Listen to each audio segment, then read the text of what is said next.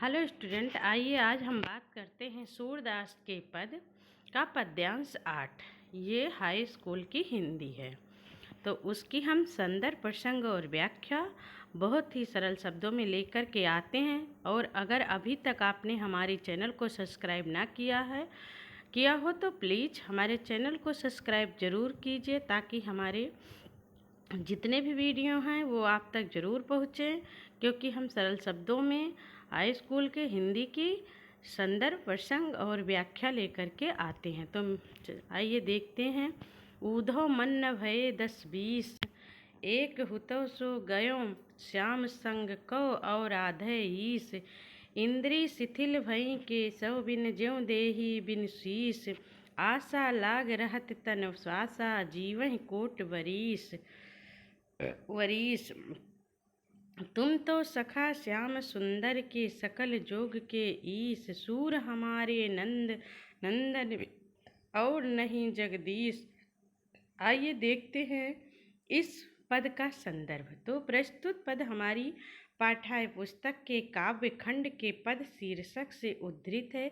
ये सूरदास द्वारा रचित सूरसागर महाकाव्य से लिया गया है। आइए देखते हैं इसका प्रसंग इस पद का।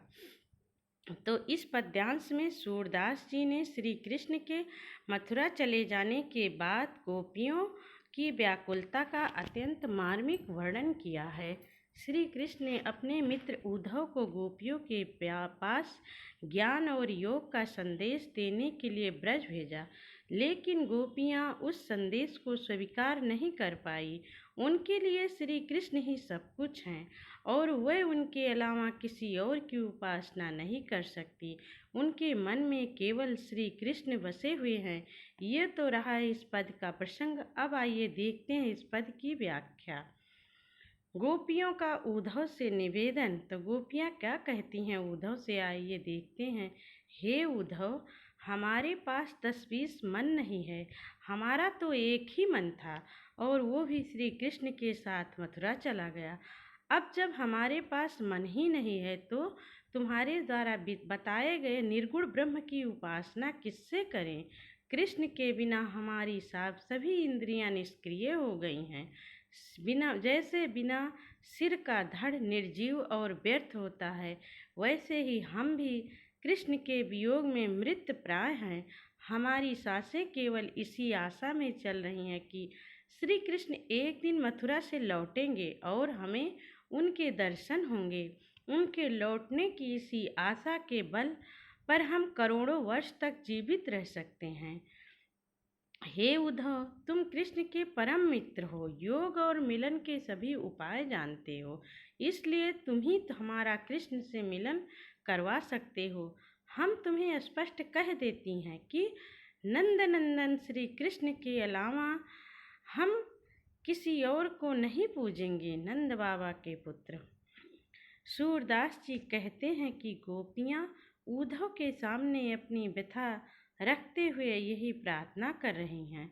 तो आइए इस पद का हम काव्य सौंदर्य देखते हैं, जिससे पेपर में नंबर बहुत अच्छे आते हैं। तो इसकी भाषा जो है वो ब्रज है, ये ब्रज भाषा में लिखा गया है, सूरदास जी ने लिखा है। इसके गुण जो हैं वो माधुर्य हैं, शैली मुक्तक है, रस श्रृंगार और वियोग है, क्योंकि जो गोपियाँ हैं वो कृष्ण के वियोग में हैं। छंद जो है गेय पद है, शब्द शक्ति व्यंजना है और अलंकार इसमें अनुप्रास, श्लेष और उपमा तीनों अलंकार है। तो हमारी वीडियो को प्लीज़ लाइक, सब्सक्राइब, शेयर ज़रूर कीजिएगा। मिलते हम आपको अपने अगले वीडियो के साथ अगले पद्यांश की व्याख्या लेकर। तब तक के लिए धन्यवाद।